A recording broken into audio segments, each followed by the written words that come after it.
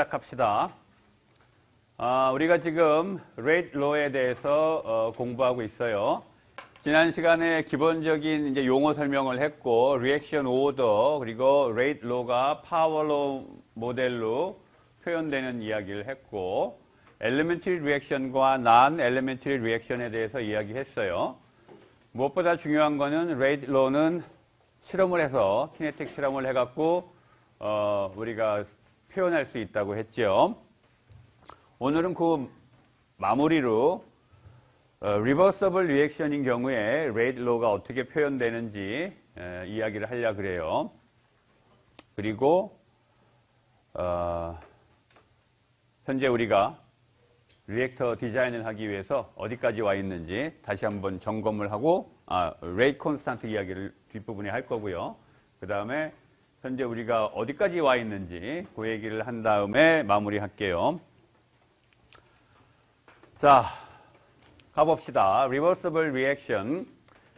reversible reaction이라는 거는 이 reversible reaction과는 달리 반응이 프로덕트가 만들어지는 쪽으로만 일어나는 것이 아니고 프로덕트로부터 리액턴트가 만들어지는 방향, 다시 말해서 역방향으로도 화학 반응이 함께 일어나죠. 그래서 우리가 rate law를 표현해 줄 때도 그 양쪽 방향을 다 고려해야 돼요.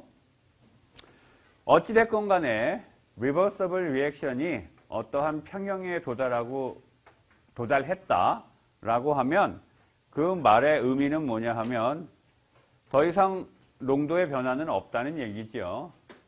더 이상 농도의 변화는 없다. 우리가 베이시스로 A라는 화학종, 리액턴트 A를 베이시스로 선택을 했을 때 A에 대해서 이제 마이너스 RA, A가 사라지는 속도를 표현해 왔어요. 그런데 평형에 도달하고 나면 그 리액턴트 A의 농도는 변하지 않아요. 물론 프로덕트의 농도, 또 베이시스가 아닌 다른 리액턴트의 농도, 모든 농도가 다 변하지 않아요.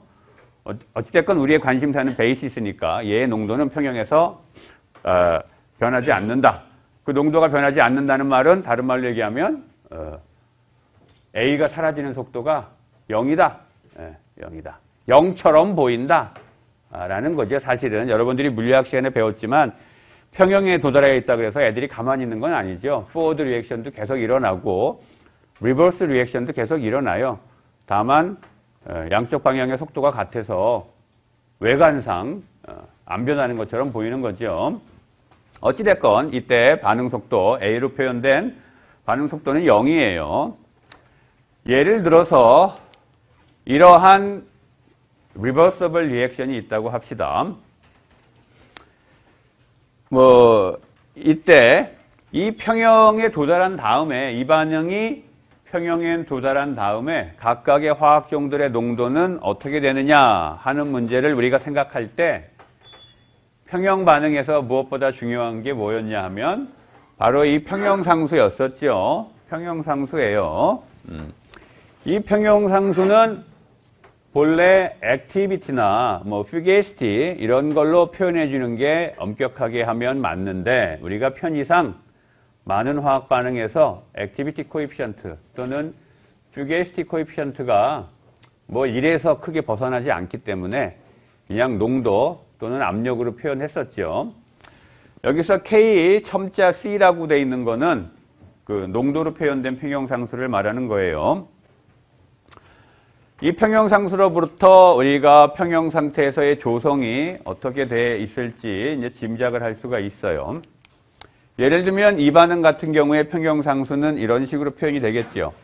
리액턴트의 평형농도이기 때문에 CA 첨자 2를 붙인 거예요. Equilibrium Concentration. 그 다음에 앞에 개수가 양론계수가 있으니까 그 A를 집어넣어 준 거고 나머지 것들도 다 마찬가지죠. 리액턴트의 농도, 평형농도는 분모에 들어가고 프로덕트의 평형농도는 분자에 들어가고 이렇게 표현돼요. 따라서 이 식만 보면 평형상수의 단위는 이런 식으로 표현되겠지요. 농도가 단위 부피당 몰수니까 부피와 몰수에 관한 단위들이 적절히 이 안에 들어가 있을 거예요. 그리고 여기 있는 A승, B승, C승, D승 이렇게 들어가 있기 때문에 그 파워들을 고려한 단위가 나오겠죠. 그렇죠? 자, 예를 하나 봅시다. 이 반응은 벤젠 두 개가 반응을 해서 다이페닐이라고 하는 화합물이 만들어지는 반응이에요. 뭐 다이페닐은 뭐 별 대단한 화합물은 아니고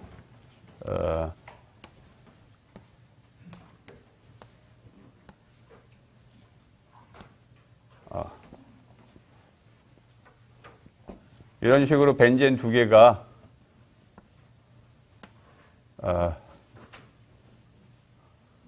내가 지금 이렇게 표현하는 건 입체적으로 그리기 위해서 이렇게 표현했어요.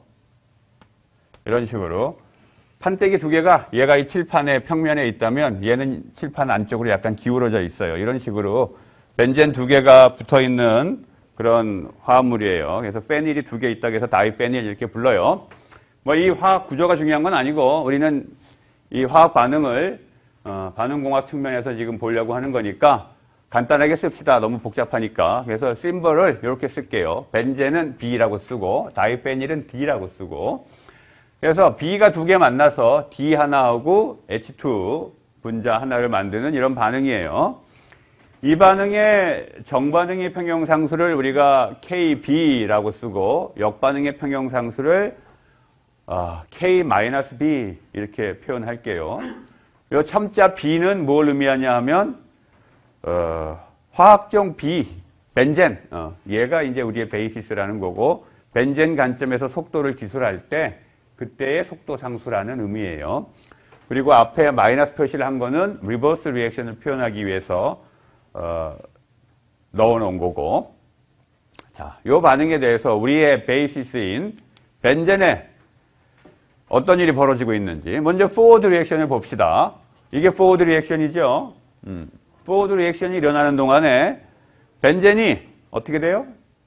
사라져요. 벤젠이 소모되고 있어요. 그때 반응 속도는 KB 이렇게 되죠. 따라서 만약에 이 포워드 리액션이 속도식이 어떻게 되는지 우리 몰라요. 사실은 엄밀하게 얘기하면. 하지만 뭐 어떻게 해갖고 알았다고 칩시다. 근데 운 좋게도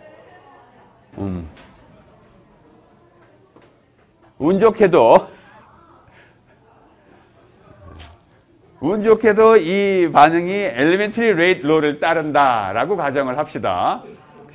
우리 저학생들 지나가면 얘기하자고.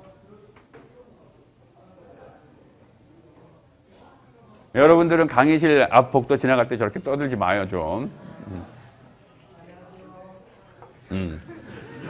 안녕해요. 오케이. 자, 그래서 사라지고 있는데 이게 뭐 엘리멘터리 레이트 로를 따른다고 합시다. 그러면 벤젠이 사라지는 속도 마이너스 RB지요. 포워드 리액션에 대한 마이너스 RB. 얘는 요 속도 상수에다가 C의 제곱 여기다 이렇게 쓸 수 있죠. C랜다. 농도의 제곱. 벤젠의 농도의 제곱. 왜냐하면 엘리멘터리 레이트 로를 따를 때는 여기 있는 양론계수를 그대로 갖다 쓸 수 있다고 했어요. 지난 시간에 얘기했죠. 자, 이렇게 돼요. 정반응에는 B가 사라져요. 그런데 우리의 베이시스 B가 생성된다는 관점에서 포메이션 레이트의 관점에서 기술을 하면 양변에 마이너스를 곱해서 이렇게 표현하면 되죠. 이거는 포워드 리액션에서 벤젠이 얼마나 빨리 생기느냐 생성되는 관점에서 속도를 표현한 거죠. 근데 생성되기는커녕 사라지니까 당연히 앞에 마이너스가 있는 거죠. 이거 포메이션 관점에서 생성되는 관점에서 우리의 베이시스인 벤젠의 속도를 표현한 거예요. 벤젠의 생성 속도. 자, 그 다음에 리버스 리액션을 봅시다. 리버스 리액션을 안 써놨네. 이게 리버스 리액션이죠. 리버스 리액션에서는 벤젠은 어떻게 돼요? 이건 진짜 만들어져요, 이제. 리버스 리액션에서는 벤젠이 만들어져, 실제로. 그리고 다이페닐하고 하이드로진 몰리큘이 사라지죠. 그래서 리버스 리액션에서 벤젠의 포메이션 속도, 얼마나 빨리 생성되고 있는지 그거를 표현하면 마찬가지 표현을 써서 벤젠의 생성 속도, 앞에 마이너스가 없죠. 생성 속도고 이것도 리버스 리액션도 엘리멘터리 레이트 로를 따른다고 합시다. 그러면 요거 농도의 곱이겠죠. 그래서 두 개의 농도의 곱이고 속도 상수는 리버스 리액션의 속도 상수 이렇게 쓰면 되죠. 아유 쉬워요. 예. 자 여기에서 이 얘기했듯이 이 두 개의 속도 상수는 그 벤젠의 포워드, 벤젠의 관점에서 기술된 벤젠을 베이시스로 해서 우리가 속도를 표현할 때 포워드 리액션과 리버스 리액션의 속도 상수예요. 자, 그러면 네트 레이트는 어떻게 될까? 벤젠의 생성 속도를 네트 레이트로 표현을 하면 어떻게 돼야 돼요? 앞에서 얘기한 포워드 리액션을 통해서 벤젠이 생성되는 속도, 아까 이게 마이너스 값이었죠. 더하기 리버스 리액션에서 벤젠이 생성되는 속도, 이 두 개의 합이겠죠. 단순히 두 개의 합이에요. 그게 네트 레이트야. 벤젠의 네트 레이트 오브 포메이션은 그래서 이렇게 되겠죠. 포워드 리액션에서는 사라지니까 앞에 마이너스가 있고 리버스 리액션은 생성되니까 앞이 플러스예요. 그렇죠? 이렇게 돼요. 이렇게 표현하면 돼요. 리버서블 리액션에서는 이런 텀은 없었죠. 마이너스가 들어가는 이런 텀은 없었어. 그렇죠? 하지만 리버서블 리액션에서는 벤젠이 사라지는 속도, 생성되는 속도를 표현하려면 리버스 리액션도 함께 고려해 줘야 돼요. 포워드 리액션과 리버스 리액션을 다 고려해서 그 네트 레이트를 표현을 해야 돼. 뭐 벤젠이 사라지는 속도는 당연히 또 여기다가 양쪽에 마이너스 곱하면 되죠. 이렇게 되는 거지. 그래서 마이너스 RB 이거는 이 두 개의 텀으로 이루어진다. 이 식의 의미는 벤젠이 사라지는 속도는 포워드 리액션에서는 사라지지만 리버스 리액션에서는 거꾸로 생긴다. 그래서 마이너스가 붙어 있는 거죠. 이거는 사라지는 관점에서 기술한 속도죠. 그래서 그 KB 포워드 리액션의 속도 상수를 그 커먼 팩터로 해가지고 가로 바깥으로 뽑아냈어요. 그래서 여기에 KB가 다시 들어갔죠. 자, 이렇게 해놓고 나서 보니까 여러분들이 물리학 시간에 공부한 뭐가 생각이 나? 요거를 보면 이거 보면 생각나는 거 없어요? 평형상수가 생각나죠. 여러분들이 이런 걸 배웠었어요. 어떤 평형 반응에서 평형상수는 리버스 리액션의 속도 상수분의 포워드 리액션의 속도 상수죠. 어떤 평형 반응에서 평형상수는 리버스 리액션의 속도 상수분의 포워드 리액션의 속도 상수예요. 결국은 속도식을 이렇게 썼을 때 이거분의 이거야. 이거분의 이거. 이거분의 이거. 그런데 아무 때나 이렇게 얘기할 수 있는 건 아니었어요. 그렇죠? 물리학 시간에 공부했지만 아무 때나 이렇게 쓸 수 있는 건 아니고 언제? 우리가 생각하고 있는 이 반응이 엘리멘터리 리액션이거나 또는 엘리멘터리 레이트 로를 따를 때 그럴 때는 우리가 이렇게 돼요. 단순히 단박에 일어나거나 또는 단박에 일어나는 것처럼 거동하기 때문에 포워드 리액션의 속도와 리버스 리액션의 속도를 비교하게 되면 양쪽의 농도텀은 다 사라지고 속도 상수텀만 남게 되기 때문에 이게 평형상수가 만들어지는 거였어요. 뒤에 슬라이드에서 한 번 더 보여줄게요. 자, 요거를 이제 이용하려고 하죠. 지금 우리가. 그래서 요거는 평형상수분의 1 역수죠. 이게 지금 평형상수의 역수. 따라서 여기다 KC를 집어넣은 거예요. 그러면 평형상수를 이용을 해서 우리가 벤젠이 사라지는 속도를 표현했어요. 왜 평형상수를 이용할까 우리가? 여기다 왜 집어넣어요? 평형상수를? 식을 이쁘게 만들려고? 꼭 그런 것만은 아니에요. 이렇게 하면 이쁘긴 하죠. 꼭 그거는 아니고 이 값은 우리가 많은 경우 알 수 있어요. 평형상수는. 뭐로부터 알아? 델타 G 스탠다드 값. 델타 G는 마이너스 RT ln K. 예. 계속 몇 번 얘기했죠. 지난 시간도 얘기하고 연력학 배웠으면 잊어버리면 안 되는 식이에요. 예. 자, 요 박스에 있는 이 얘기를 다음 슬라이드에서 좀 더 해봅시다. 지금 평형상수에 대해서 간단하게 이미 다 아는 거지만 혹시나 하는 마음에 리뷰를 잠깐 해봅시다. 평형에 도달하고 나면 아까 얘기한 것처럼 반응 속도는 0이에요. 0. 더 이상 농도 변화가 없어요. 따라서 반응 속도는 0이야. 앞에서 얘기한 우리의 예에서는 마이너스 RB를 우리가 이렇게 쭉 표현했었는데 평형에 도달했다면 얘네들이 다 뭐라는 얘기야? 이게 다 0이라는 얘기예요. 0. 그렇죠? 평형에 도달했으면 얘도 0이고 얘도 0이에요. 따라서 요거 0이니까 KB 없애버리고 나면 결국은 이 가로에 있는 얘네들이 0이란 얘기죠. 이게 0이에요. 그래서 요 식을 다시 좌우로 분리해 갖고 정리하면 식이 이렇게 만들어지죠. 이렇게. 그런데 벤젠의 평형 농도의 제곱, 지금 평형에 도달해 있으니까 여기다 평형 농도를 적은 거예요. 벤젠의 평형 농도의 제곱분의 다이페닐의 농도 곱하기 수소의 농도 또는 뭐 압력, 농도. 이렇게, 이게 뭐예요, 바로? 우리가 지금 생각하고 있는 벤젠으로부터 다이페닐과 수소가 만들어지는 그 반응의 평형상수잖아. 그렇죠? 그래서 결국은 이 속도상수의 비율이 바로 평형상수예요.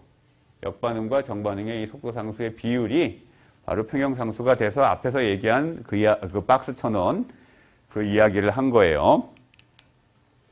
자, 다 알고 있지만 다시 한번 기억을 상기해 봅시다. 자, 여기에서 이제 평형 반응이니까 이게 온도에 어떻게 영향을 받는지 또 한번 복습을 해 봅시다. 발열 반응이 일어난다라고 하면 르 샤틀리에 프린시플에 따라서 발열 반응이 일어나면 온도가 올라가고 따라서 평형은 얼로 치우쳐?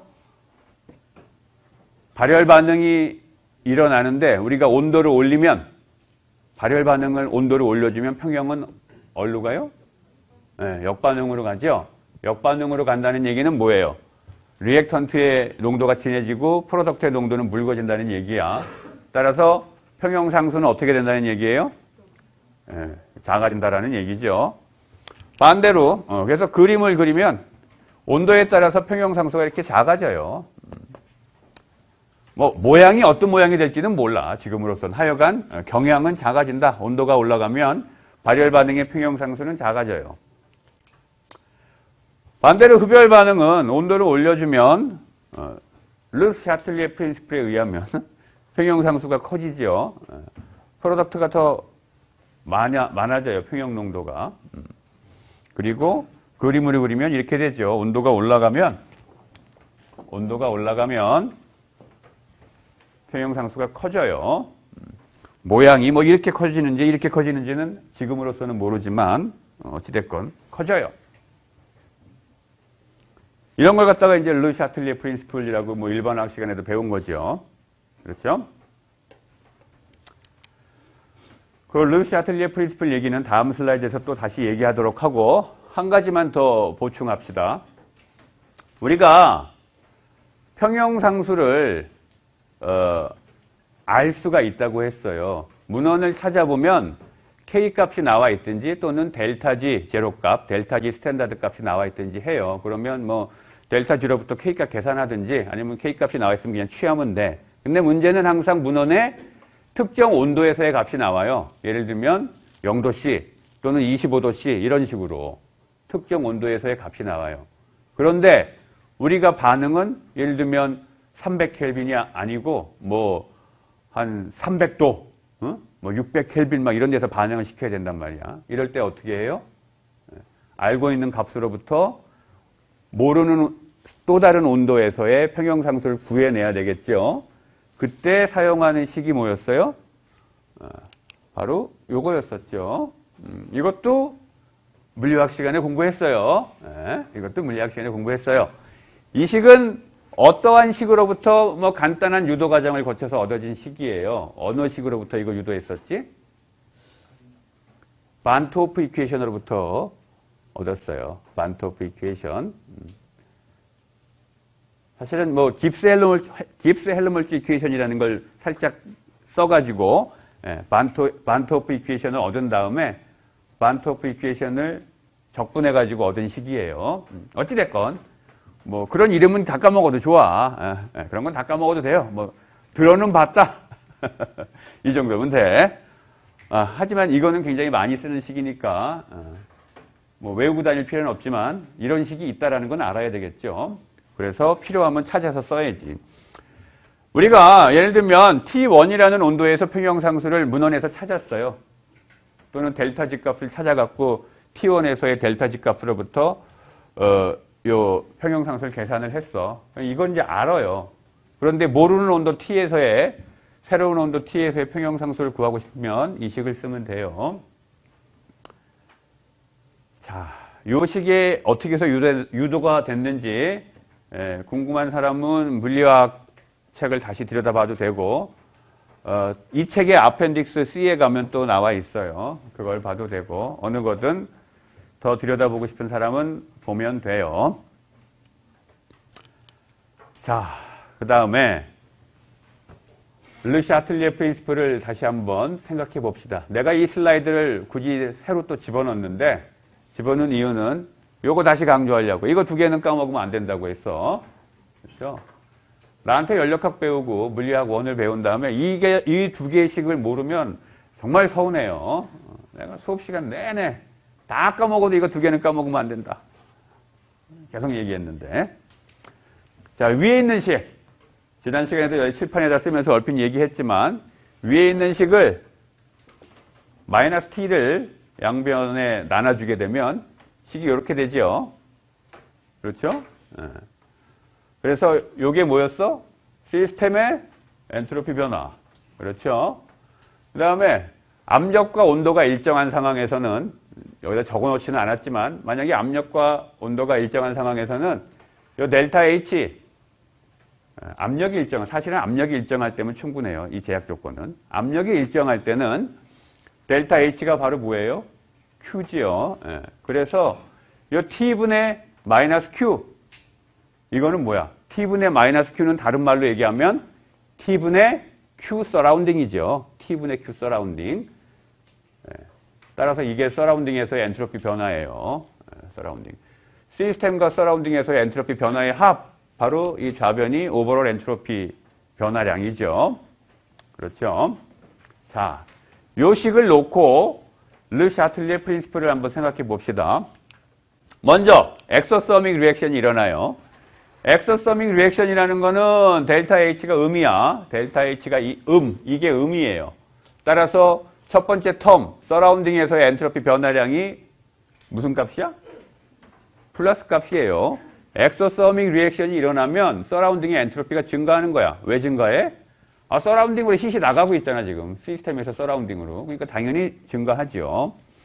그런데 이 엑소서믹 리액션이 어떻게 되냐 하면 르 샤틀리에 프린시플에 의하면 온도를 올려주게 되면 어떻게 된다고 그랬어요, 아까? 평형상수가 작아진다고 그랬어. 자발적으로 지가 작아져요. 평형상수가 작아지면서 프로덕트가 줄어들고 리액턴트가 더 많이 생기게 돼. 왜 그러냐 이거야? 왜? 지금 자발적인 변화를 일어나게 하려면 오버롤 엔트로피가 어떻게 돼야 돼요? 플러스로 커져야 돼요. 네? 플러스로 커지는데 기여할 수 있는 주요 팩터가 뭐야? 서라운딩에서의 엔트로피 증가죠? 엑소서믹 리액션의 자발적인 방향으로 기여하는 팩터는 바로 이거예요, 이거. 서라운딩에서의 엔트로피 변화. 그런데 온도를 올리게 되면 어떻게 돼? 온도가 커지게 되면 이 텀이 어떻게 돼요? 작아지게 되죠? 이게 아주 효자인데 효자의 기여가 작아지게 돼. 따라서 점점점 불리해지는 거죠. 오버롤 엔트로피가 증가해야 된다는 자발적인 방향의 관점에서 보면 계속 불리해지는 거예요. 온도가 올라가게 되면. 따라서 평형은 프로덕트 쪽이 아니고 리액턴트 쪽으로 가야 되죠. 바로 연력학적인 이유 때문에 그런 거예요. 반응의 자발적인 방향이 온도를 올리게 되면 엑소서믹 리액션은 리액턴트 쪽으로 갈 수밖에 없어요. 왜? 오버롤 엔트로피 때문에. 모든 자발적 자발적인 변화의 방향에 관한 판단은 무조건 답은 엔트로피예요. 오버롤 엔트로피. 엔도서믹 리액션도 마찬가지 논의를 똑같이 할 수 있어요. 이번에는 이게 플러스죠. 이게 플러스예요. 따라서 서라운딩의 엔트로피는 이건 나쁜 놈이야, 불효자야. 자발적인 방향 관점에서 보면 얘는 마이너스예요. 얘가 플러스죠, 얘가 플러스. 그런데 지금 온도에 영향을 받는 텀은 어디야? 요 텀이죠. 엔도서믹 리액션에 대해서 우리가 온도를 올리면 이 나쁜 텀, 자발성에 방해가 되는 요 텀, unfavorable한 기여를 하고 있는 이 텀의 기여가 온도를 높이면 점점점 작아지죠. 따라서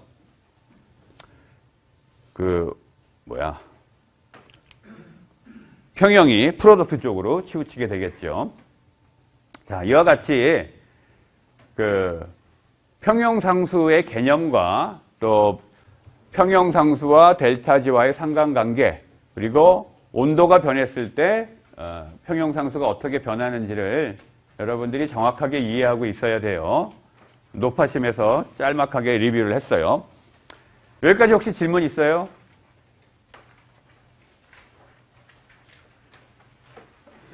오케이. 그러면 다시 우리 얘기로 돌아갑시다.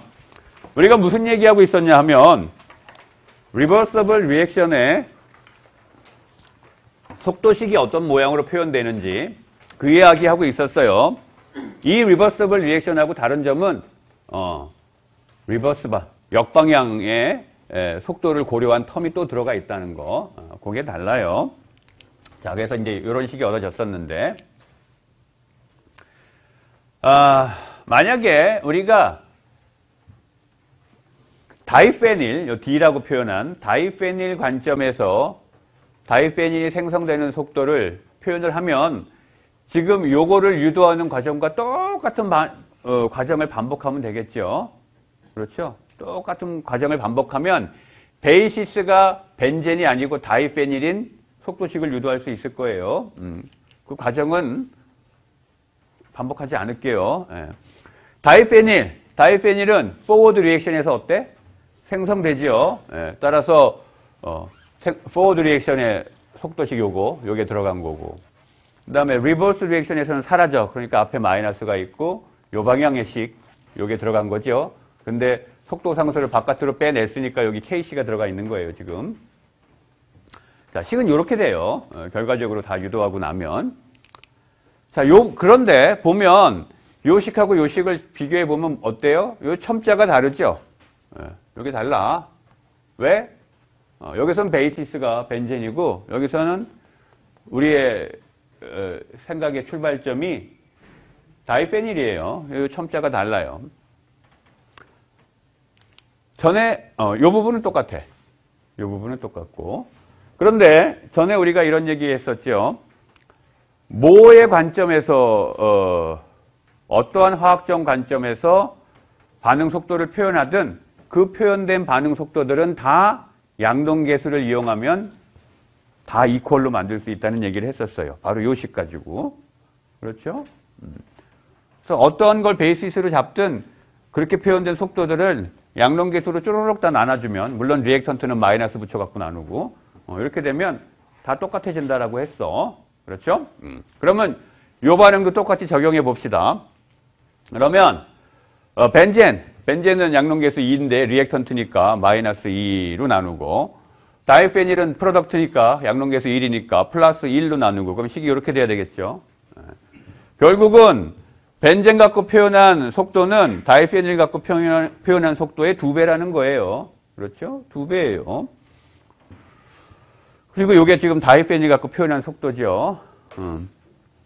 결국은 벤젠 갖고 표현한 속도는 다이페닐 갖고 표현한 속도에다가 이걸 1로 보내갖고 곱하기 2 해줘야 얘랑 똑같아진다는 거잖아. 그렇죠? 근데 이거하고 이거 비교해요. 요 가로하고 가로는 똑같죠? 그렇죠? 그래서 벤젠 갖고 표현한 속도와 이게 같아지려면 어떻게 돼야 돼? 무슨 관계가 성립해야 돼요? 바로 요 관계가 또 성립해야 되죠. 여기 KD가 있으니까 2를 1로 가져와서 곱한 2 곱하기 KD가 바로 뭐하고 똑같아야 돼? KB하고 똑같아야 돼요. 그렇죠? 속도 상수가 벤젠을 베이시스로 썼을 때의 속도 상수와 다이페닐 베이시스로 썼을 때의 속도 상수가 결국은 뭐야? 값이 다르다는 얘기예요. 값이 달라요. 그래서 지금 우리가 여기다가 계속 수식을 표현하면서 아래 첨자를 내가 귀찮아도 계속 타이핑을 했던 이유가 여기에 있어요. 베이시스가 뭐냐에 따라서 속도 상수 값이 달라질 수 있어요. 오케이?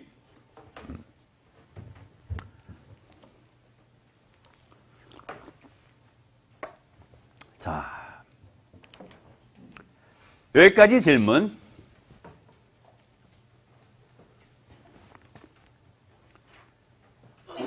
그러면 이제 속도 상수 이야기로 좀 넘어가 봅시다. 별로 특별한 얘기 없었죠. 리버서블 리액션의 속도식 표현은 역반응이 관여되기 때문에 그 텀이 들어간다. 다만 식을 좀 이쁘게 정리하려고 이제 평형상수까지 집어넣어 갖고 표현했었어요.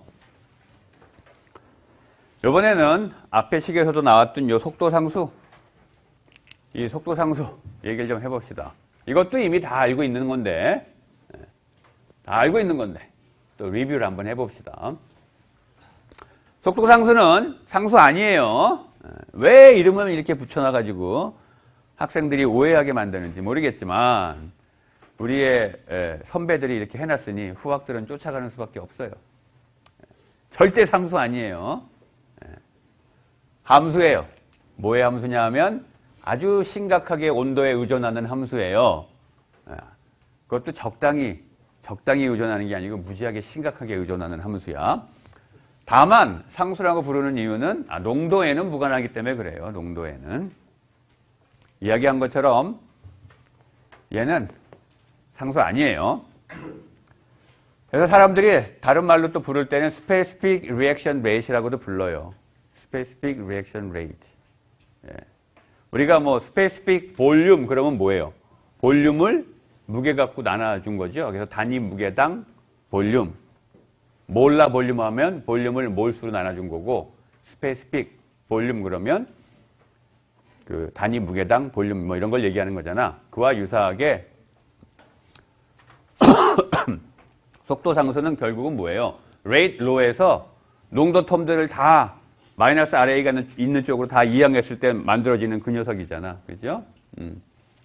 그렇기 때문에 이걸 사람들이 또 specific reaction rate라고도 불러요. 근데 뭐 이게 주로 쓰이는 용어니까 우리도 그냥 rate constant라고 합시다. 이야기했듯이 얘는 온도의 함수예요. 그것도 적당히 의존하는 함수가 아니고 무지하게 심각하게 의존하는 함수예요. 그 다음에 또 하나 속도 상수에 크게 영향을 주는 건 촉매의 유무에 크게 영향을 받아요. 똑같은 반응이더라도 촉매가 있으면 반응이 빨라지죠. 훌륭한 촉매를 쓰면 쓸수록 반응이 심각하게 빨라져요. 무지하게. 왜 그랬지 그게? 촉매를 쓰면 왜 반응이 빨라졌었죠? 그렇죠. 액티베이션 에너지가 낮아져요. 촉매는 액티베이션 에너지를 낮춰주는 역할을 하는 거죠. 그래서 반응 속도가 빨라졌었어요.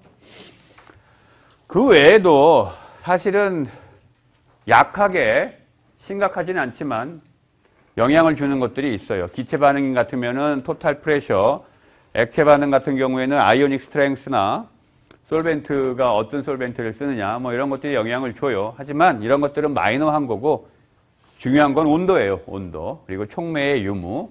이 촉매 반응에 대해서는 이제 화학 반응공학 2에서 공부를 할 거고 오늘은 이 온도 관한 얘기만 합시다.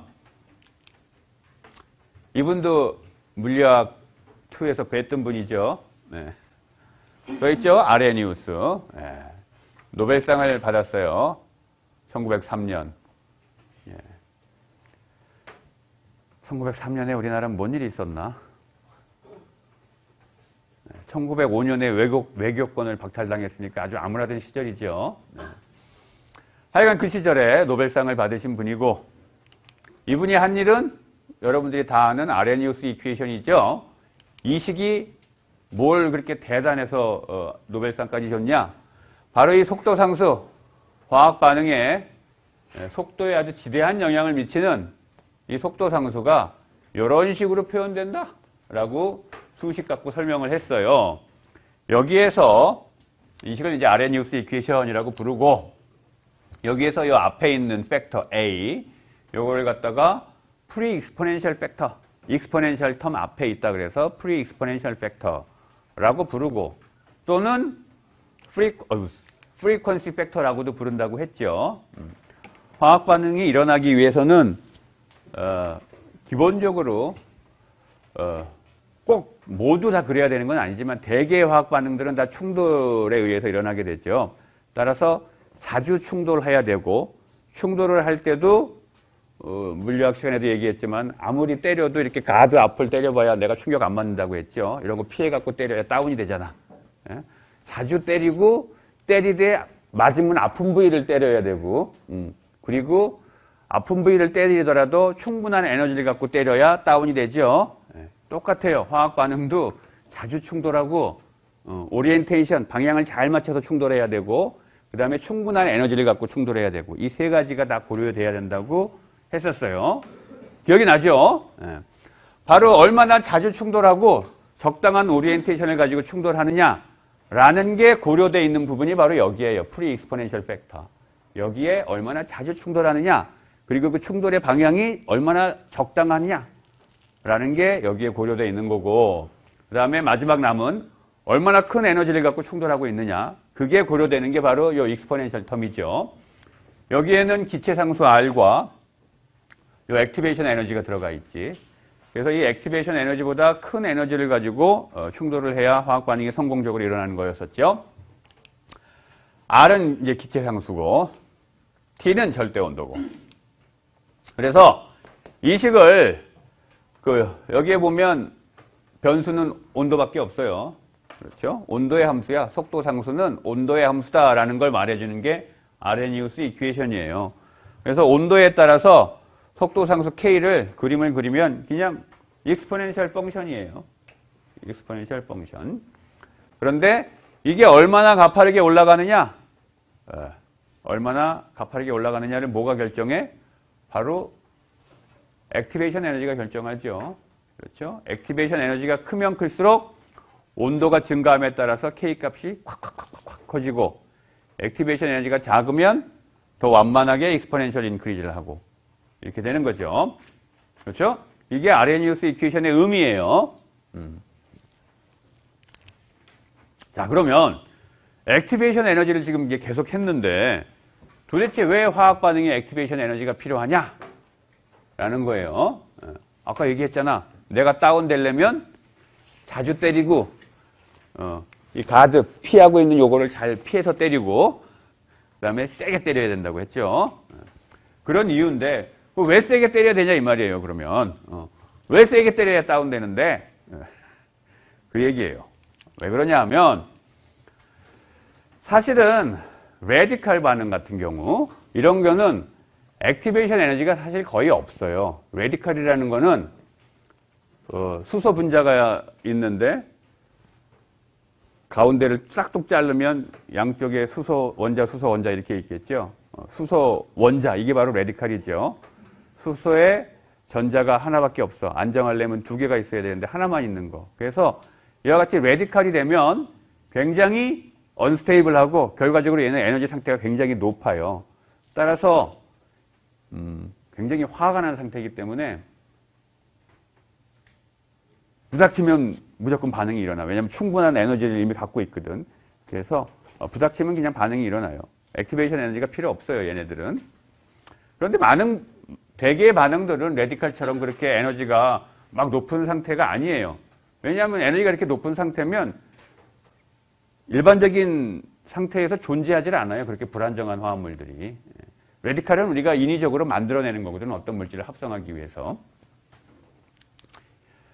자, 그래서 대부분의 화학 반응은 원자나 분자들 이런 것들이 반응하기 위해서는 액티베이션 에너지가 필요한데 왜 필요하느냐? 첫 번째는 리액턴트들의 모양이 좀 바뀌어야 돼요. 화학 반응이 일어나기에 너무 이렇게 안정한 모양으로 있으면 화학 반응이 잘 안 일어나고 얘 적당한 모양으로 뭐 예를 들면 이 모양이 적당하면 이 모양으로 좀 바뀌든지 또는 뭐 이렇게 있으면 안 되고 쫙 스트레칭이 돼야 된다든지 화학 반응이 일어나기 위해서 디스토션이나 스트레칭 같은 게 화학 결합에서 일어나야 돼요. 그럴 때 새로운 반응이 일어난다는 얘기는 어떤 결합이 깨지고 새로운 결합이 생기고 이러는 거죠. 이러한 일이 일어나기 위해서 리액턴트들의 모양이 스트레칭 되거나 어떤 찌그러지거나 뭐 이런 일이 벌어져야 된다. 그러기 위해서는 에너지가 필요할 거 아니야. 그게 바로 액티베이션 에너지다라는 거고, 또 하나는 아까 내가 이렇게 가리고 있다고 했는데 스테릭 힌드런스, 이게 입체 장애, 뭐 어떤 내가 약한 부위가 여기인데 여기에 뭐 이렇게 보호대를 이렇게 대고 있어요. 그러면 이거를 뚫고 들어올 정도로 세게 때려야 될 거 아니야. 그렇죠. 그래서 스테릭 힌드런스나 일렉트론 리펄션 포스 같은 게 리액턴트 간에 작용할 수 있기 때문에 그런 걸 극복하는데 또 에너지가 필요할 거예요. 따라서 이러한 이유들 때문에 대개의 화학 반응은 액티베이션 에너지가 존재해요. 물론 그 크기는 달라요, 다 화학 반응마다.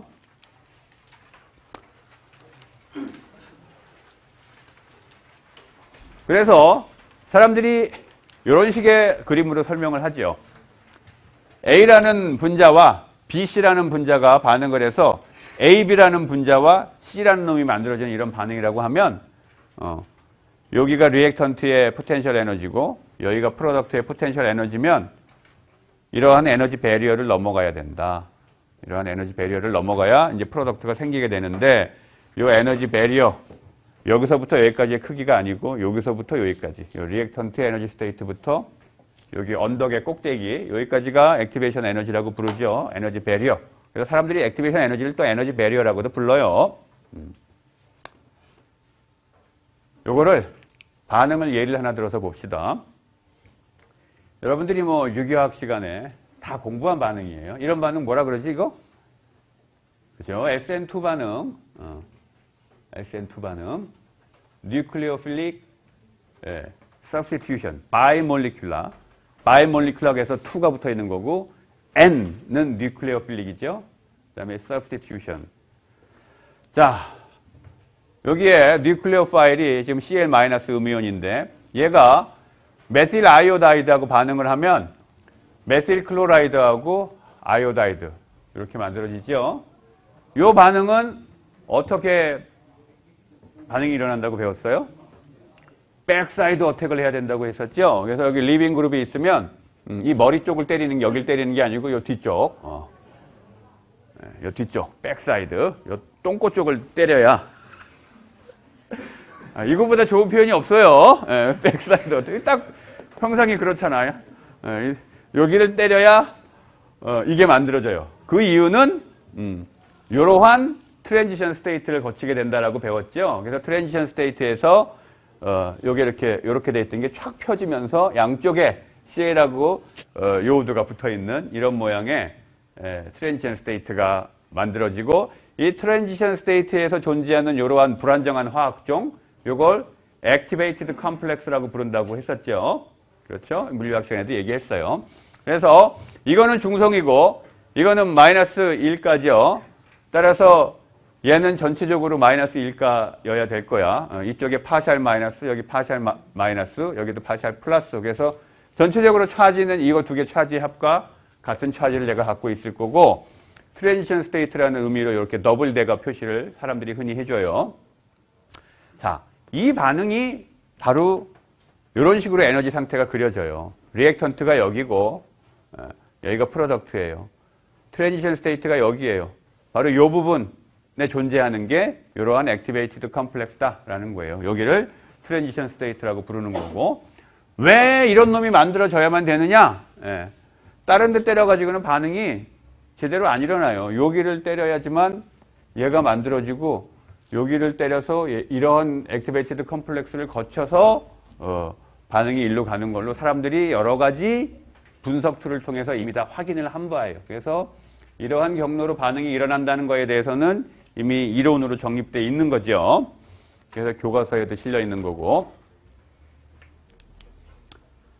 자, 그 다음에 아레니우스 이퀘이션이 이야기해주고 있는 바는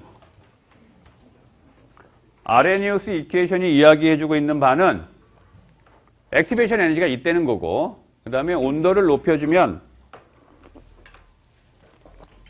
급격하게 반응이 빨라진다는 건데, 왜 그러냐 이거예요. 왜 그러느냐.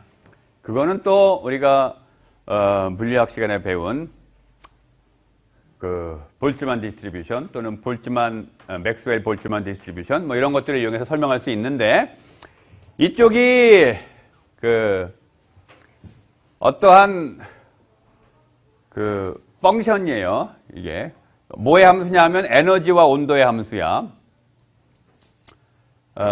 이게 probability 펑션이야. 확률 밀도 함수 뭐 이렇게 부르는데, 그리고 이쪽이 에너지예요. 식은 쓰지 않았어요. 우리가 물리학 시간에 배웠어 이미. 낮은 온도에서는 이런 식으로 그려져요. 온도를 높이면 이게 점점 넓어지면서 이 꼭지점은 낮아지고 점점 넓어지면서 높은 온도로 갈수록 이런 식으로 그려져. 그렇죠? 공부했었죠 우리? 자, 일단 요 낮은 온도, 여기 300켈빈에서의 그림인데 이 그림만 봐봅시다. 300켈빈에서 내가 어떤 반응을 시킨다고 할 때 리액턴트 몰리큘들이 가질 수 있는 에너지들이 0부터 여기 이 뒤에 있는 이 정도 값까지 뭐 다양하게 가질 수 있고, 각각의 에너지 값을 갖고 있는 놈들이 얼마나 많이 존재할 수 있느냐라는 게 바로 여기서부터 여기까지의 높이에 해당되는 거예요. 좀 더 정확하게 얘기하면 이 함수 f를, 이 x축이 지금 에너지니까 여기 써있네. fd, 이 펑션에다가 d를 곱한 걸 적분을 하면 그게 바로 그 정도의 에너지를 가진 D라는 아주 작은 에너지 구간에서 요 구간에 해당되는 에너지 값을 가질 E 더하기 E 플러스 D. 예를 들면 여기가 2라고 합시다. 5네. 그러니까 5부터 5 플러스 D라는 요 구간 안에 존재하는 에너지 값이 있잖아요. 그 에너지 값에 해당하는 에너지를 갖고 있는 입자들을 발견할 확률이 돼요. 그러니까 쉽게 얘기하면 이 면적이 요 정도 값의 에너지를 갖고 있는 입자들이 이 면적에 해당하는 만큼 있다라고 생각하면 돼. 그래서 여기 또 어딘가 여기 써 있네요. 이 값이 지금 0.083이에요. 여기가 5고 여기가 6이에요. 따라서 5부터 6 에너지가 5부터 6 킬로칼로리에 해당되는 에너지 값을 가지고 입자들이 그런 입자들이 충돌을 할 확률이 0.083 곱하기 요 길이. 그러니까 요 면적이죠. 요 막대기의 면적. 그거에 해당되고 계산해보면 얼마냐? 0.083이네. 왜냐하면 우리가 요 폭을 1만 택했으니까 1만. 그래서 확률이 얼마야? 8.3%네. 뭐 100번 충돌하면 8번이나 9번 정도는 이 정도 값의 에너지를 갖고 충돌한다는 거예요. 이런 식의 개념이야. 그런데 지금 얘들이 일으키는 반응의 액티베이션 에너지가 여기 뭐 30 단위가 뭐죠? 킬로칼로리. 30킬로칼로리라고 합시다. 그러면 이런 충돌 100날 일어나 봐야 반응이 일어나요? 더워서 벗었더니 이게 여기 달려있네. 예. 상온에서 우리가 반응을 시키고 있고, 액티베이션 에너지가 30킬로칼로리라고 합시다. 그러면 여기서 요 에너지를 가지고 충돌하는 애들이 프로덕트를 만들어낼 수 있어요? 없어요. 이 에너지 배리어를 못 넘기 때문에. 그러면 이 에너지 값, 여기 있는 이 모든 애들은 다 소용없는 거야, 이쪽에 있는 애들은. 결국은 프로덕트를 만들어낼 수 있는 애들은 어디야? 얘네들이에요. 얘네들. 물론 얘네들도 다 프로덕트를 만들어낼 수 있는 건 아니야. 이렇게 액티베이션 에너지보다 에너지가 높더라도 엉뚱한 데 때리면 소용없죠. 엉뚱한 데. 이렇게 가리고 있는데 엉뚱한 데 때리면 소용없어. 앞에 그림 갖고 얘기하면 지가 에너지가 높아도 여기 때리면 소용없어요. 여기 때리면 소용없어. 여기 때려야지. 그렇죠. 어찌됐건 액티베이션 에너지보다 에너지가 높은 입자들이, 리액턴트들이 많으면 그런 충돌이 많이 일어날 거고 뭐 확률적으로 리프로덕트가 생길 가능성은 높아지게 되겠죠. 따라서 액티베이션 에너지 값보다 오른쪽에 분포가 많을수록 반응은 잘 일어날 거예요. 그런데 아까 설명한 것처럼 온도가 높아지면 어떻게 된다 그랬어? 이 맥시멈은 낮아지지만 전체적으로 넓어져요.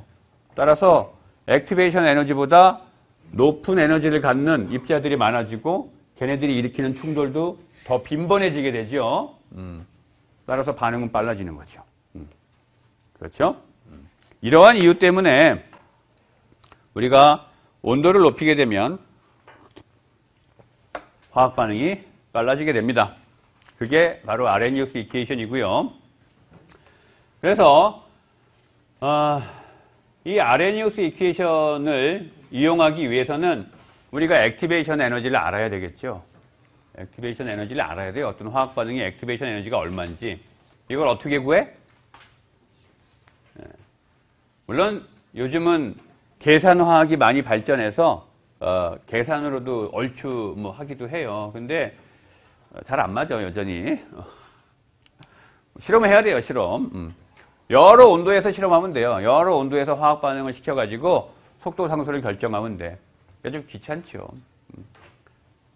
100도, 200도, 300도, 400도 이런 식으로 최소한 뭐 4개 정도 이상에 되는 여러 가지 온도에서 실험을 해서 각각의 온도에서 속도 상수를 구하고 그걸 가지고 소위 아레니우스 플랫이라는 걸 해야 되죠. 이거 양쪽에 로고를 취하면 식이 이렇게 되고 각각의 온도에서 실험한 그래서 얻은 속도 상수 값 그거를 플랫을 하는 거예요. 이렇게 리니어 플랫. 그러면 예를 들면 내가 이 온도에서 실험을 했다고 칩시다. 아니 여러 가지 온도에서 실험을 했어요.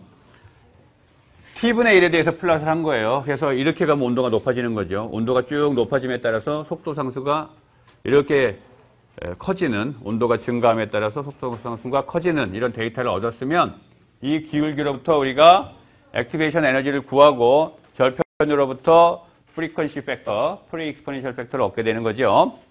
그렇죠? 네.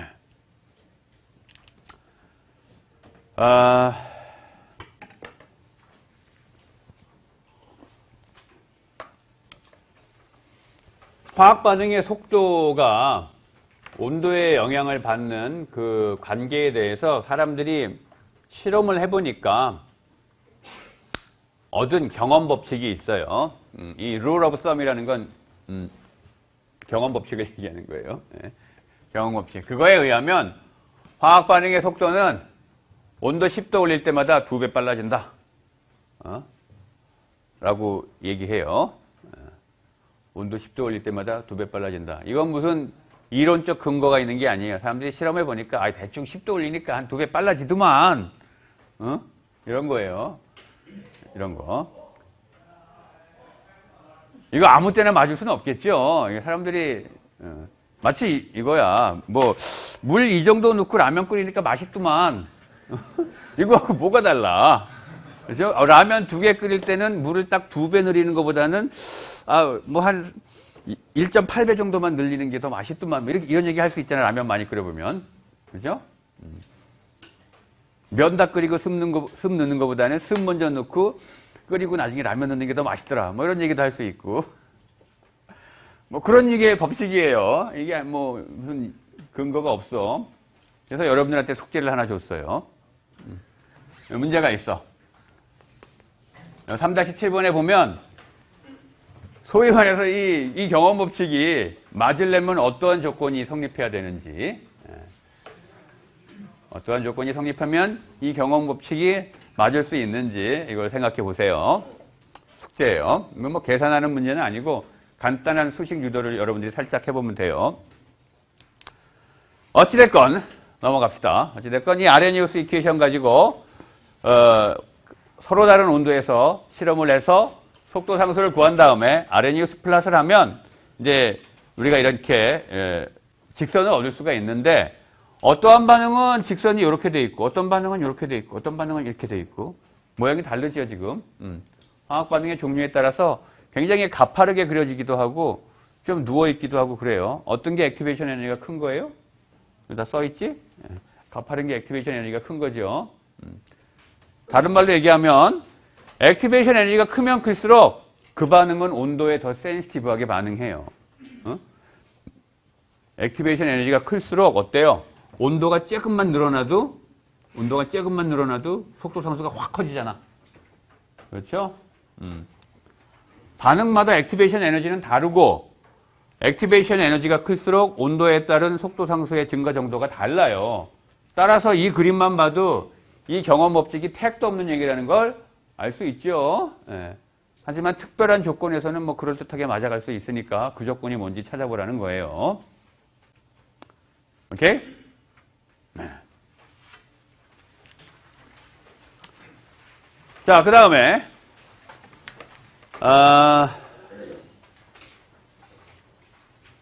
우리가 속도 상수를 예를 들면 T0라는 온도에서 속도 상수를 알아요. 아까 평형상수하고 비슷한 경우야. 아까 평형상수 특정 온도에서 알고 있을 때 또 다른 온도에서 평형상수 구하는 거 얘기했었죠. 마찬가지로 특정 온도에서 속도 상수를 아는데 또 다른 온도에서 속도 상수를 몰라. 그럴 때 어떻게 하느냐? 지금부터 얘기하는 수식을 쓰면 돼요. T0라는 온도에서의 속도 상수 이렇게 표현할 수 있겠죠? 우리가 모르는 또 다른 온도 T라는 온도에서의 속도 상수 역시 아레니우스 이퀘이션으로 표현했어요. 그렇지? 이 두 식을 내가 이렇게 썼다는 거는 기본적인 가정이 뭐예요? 이 반응은 온도가 T0가 됐든 온도가 T가 됐든 액티베이션 에너지는 EA로 똑같다 라고 가정한 거예요. 온도에 따라서 온도가 달라진다고 액티베이션 에너지가 달라지지는 않는다라는 거야. 그렇죠? 아까 아레니우스 플러스에서 기울기로부터 액티베이션 에너지를 구했었어요. 근데 아레니우스 플러스는 직선이었잖아. 그렇지? 그 얘기는 뭐야? 온도가 좀 바뀐다 그래서 액티베이션 에너지 안 바뀐다는 얘기죠. 그렇죠. 그런데 실제는 꼭 그렇지는 않아요. 실제는 이게 좀 이렇게 휘는 경우가 더러더러 많이 있어요. 그런데 우리가 관심이 있는 T0와 T, 이 정도 온도 차이에서는 액티베이션 에너지가 온도에 따라 변하지 않는다. 그야말로 직선으로 그려진다. 아레니우스 플러스라면. 그렇다고 가정한 거예요.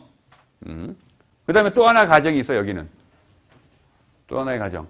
뭐야? 프리 익스포넨셜 팩터도 온도가 달라도 똑같다. 라는 거예요. 그런데 이것도 역시 프리 익스포넨셜 팩터도 엄밀하게 얘기하면 온도가 달라지면 좀 달라질 수 있어요. 예를 들면 낮은 온도에서는 내가 이렇게 열심히 딱 얼굴을 막고 있는데 온도가 높아지면 너무 더워. 더워. 이러고 있을 수 있잖아. 실제로 권투 경기 보면 1회전, 2회전 때는 수비를 잘해요. 그러다가 옛날에는 15라운드까지 했거든. 한 15라운드쯤 가면 다들 지쳐가지고 이러고 있어. 그러다가 갑자기 한 대 뻥 맞고 다운되고 이런 일이 벌어져요. 이거 내리면 어때? 프리퀀시 팩터가 바뀔 거 아니야. 그렇죠? 그런데 그냥 그런 것도 없다. A도 뭐 온도 달라도 똑같고 EA도 온도 달라도 똑같다. 라고 그냥 가정합시다.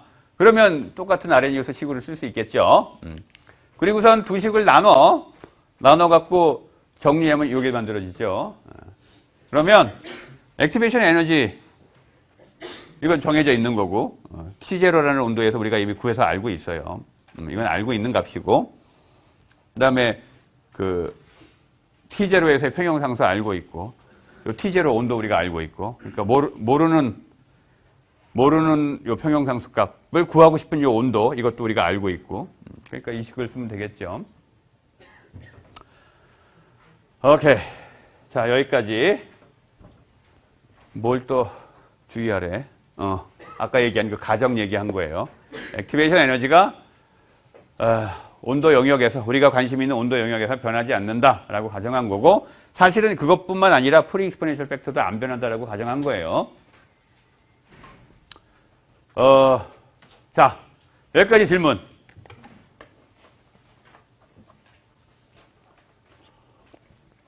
이제 요 강의 이제 끝내려고 하는데 우리가 여기까지 이제 왜 왔는지 다시 복귀해 봅시다. 그지? 우리가 지금 공부하는 건 반응공학. 그렇죠?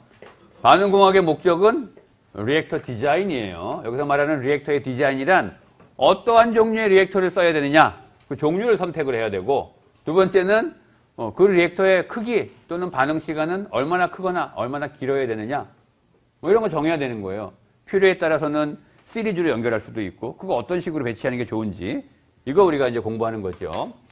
그래서 이거 잘하기 위해서 이야기의 출발을 어디서 시작했어요? General Mole Balance Equation. 거기에서 출발했어요. 그 General Mole Balance Equation을 네 가지 리액터 타입에 따라서 리액터 네 가지를 단순화시켜가지고 우리가 단순화된 리액터의 모델을 만들었고, 그죠? 가정을 줬죠, 리액터마다. 그 가정에 따라서 General Mole Balance Equation이 단순화된 식들을 얻었어요. 그래서 리액터마다 몰 밸런스 이퀘이션을 유도했어요. 그렇죠? 그리고서는 우리가 얻어낸 게 이 디자인 이퀘이션이라고 하는 걸 얻어냈었죠. 그래서 몰 밸런스 이퀘이션으로부터 이 디퍼런셜 폼으로 돼 있거나 또는 인테그랄 폼으로 돼 있는 걸 얻었고, 다만 그 CSTR 백믹스 리액터라는 게 CSTR 얘기한다고 했죠. CSTR은 그냥 대수식으로 표현됐었어요. 자, 이 식들을 이제 얻었는데 문제가 뭐였어요? 문제가 요거였어요, 요거. 얘만 알면 돼. 여기도 인테그랄이 있는데 얘를 알아야 적분을 하지. 그래서 우리의 지금 처해 있는 상황은 반응 속도를 컨버전의 함수로 표현하는 거예요. 컨버전의 함수로 반응 속도를. 반응 속도를 컨버전의 함수로 표현하는데 웬 속도식 얘기를 이렇게 잔뜩 했냐 하면, 바로 속도식이 속도상수와 이 파워 로 모델로 표현되는 이 농도 텀들이 줄줄이 들어가는데, 이 전체적인 모양이 농도에 의해서 어떻게 표현되는지 이걸 알아야 될 거 아니야, 먼저. 그렇죠? 반응 속도를 우리가 궁극적으로는 컨버전의 함수로 표현하고 싶어요. 그런데 반응 속도식이 어떻게 표현되는지를 알아야 될 거 아니야. 그래서 이 리버서블인 반응 또는 리버서블인 반응에 대해서 반응 속도식이 속도상수와 농도의 형태로 어떻게 표현되는지 그 얘기를 우리가 오늘까지 공부한 거예요. 그럼 이제 남은 건 뭐야? 얘를 컨버전의 함수로 바꿔야 된다며. 속도상수 K가 컨버전의 함수예요? 아니에요. 쟤는 온도의 함수예요. 따라서 뭐를 바꿔야 돼? 농도를 컨버전의 함수로 바꿔야 되겠죠, 이제. 그래서 다음 시간부터는 바로 이 농도와 컨버전 간의 상관관계, 이거를 할 겁니다. 농도를 컨버전의 함수로 바꿀 거예요. 그래서 얘를 여기다 대입하면 되잖아. 그렇죠? 농도를 컨버전의 함수로 바꿔서 얘를 여기다 대입하면 우리가 원하던 컨버전의 함수로 되어 있는 속도식이 나오겠죠. 이 작업을 할 거예요. 그런데 요거를 얻어내는 과정에 뭐가 필요하겠어? 당연히 컨버전과 농도와의 상관관계를 따질 때 필요한 게 바로 양론계수예요. 그래서 다음 챕터 제목이 스토이키오메트리야. 별거 없어요. 중간고사 뭘 시험 문제를 낼지 모르겠어. 너무 쉬워가지고. 자, 숙제 4월 1일까지 요 문제 3개입니다. 3장. 4월 1일까지 매스캐드 이용해가지고 풀어서 조별로 내도록 하세요. 자, 여기까지.